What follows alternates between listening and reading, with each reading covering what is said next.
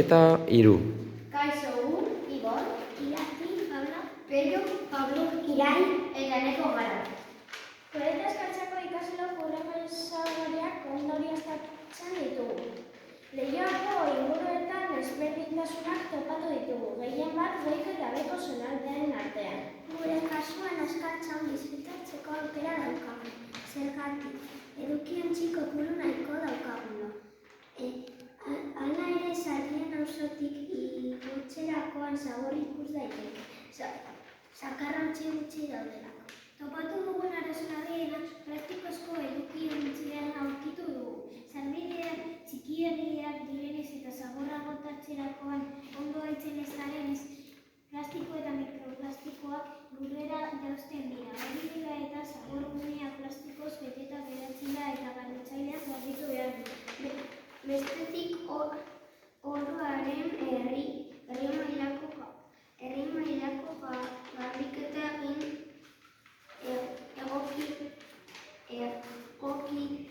egokia dela uste dugu. Bestalde, jendeak ez dute kalean garbitzen.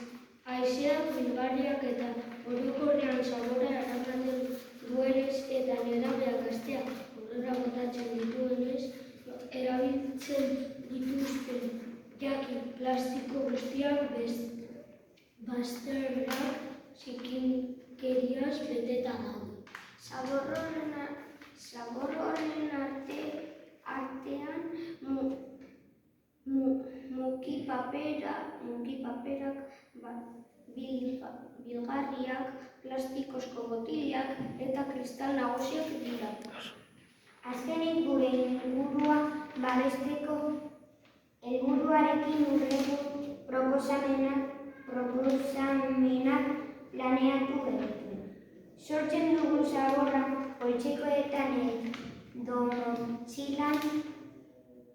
motxilan sartzeko. Abisuak kartela. Sortu herriko udaletxetik ekitaldiaren bat antolatzea herria kontzientzia har dezan.